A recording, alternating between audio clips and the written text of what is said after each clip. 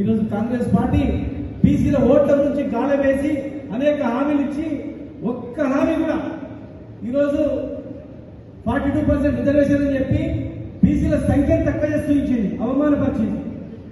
47% ఇస్తామన్నది ఏ చట్టబద్ధత లేకుండా అనేక అంశాలు ముందుకు పోయింది. 9th షెడ్యూల్ ద్వారానే తెలంగాణ రాష్ట్రంలో రిజర్వేషన్ వస్తుందని చెప్పి ఓన్లీ బీఆర్ఎస్ పార్టీ బతుకు నుంచి కొట్లాడింది.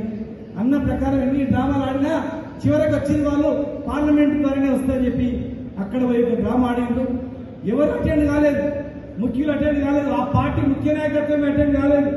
ఇలా రాష్ట్రపతి టైం ఇవ్వలేదు, ప్రధానమంత్రి టైం ఇవ్వలేదు అని చెప్పి ఈ రెండు పార్టీలు కూడా బీసీలకు మోసం చేస్తూ ఈరోజు మేము ఒకటి అడుగుతా ఉన్నాం.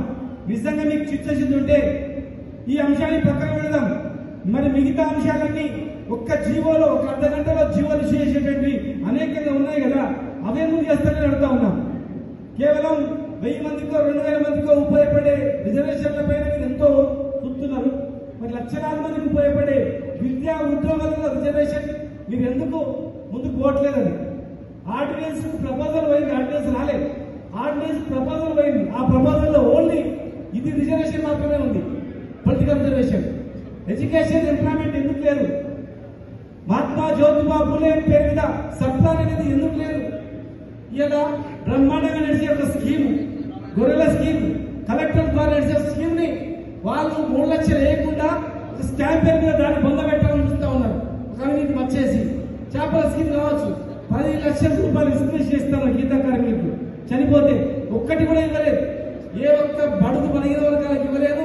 ఉన్న 3 మంత్రి పదవిలో ఎంబీసీలకు మంత్రిత్వ శాఖ ఇస్తామన్నారు, అది ఇవ్వలేదు. మరి పనికి మాలినటువంటి శాఖలు ఇచ్చి, డబ్బులు లేనటువంటి శాఖలు ఇచ్చి ఇలా అవమానపరిచే రీతిలో ఇలా మాట్లాడుతూ ఉన్నారు. మీ చేతిలో ఉన్నటువంటి కార్పొరేషన్ చైర్మన్లు ఇవ్వట్లేదు.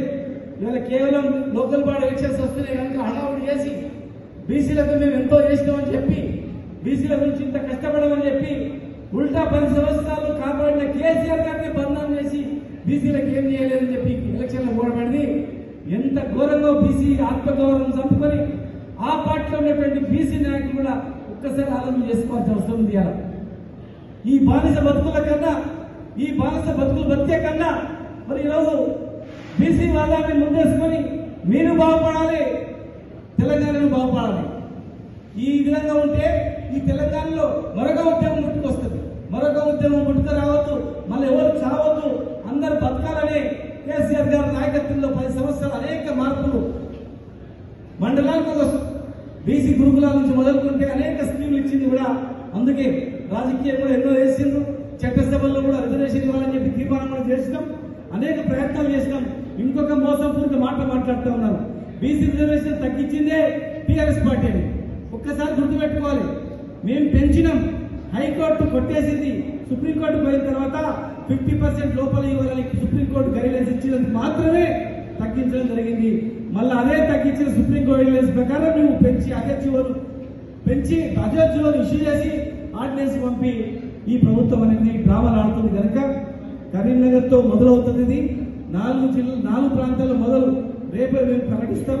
వరంగల్లో, ఆదిలాబాద్లో, మహబూబ్నగర్లో, ఆ తర్వాత కాన్స్టిట్యూన్సీ వైజ్ గా, గ్రామాల వైజ్ గా, మండలాల వైజ్ గా, గ్రామాల వైజ్ గా తీసుకెళ్తాం.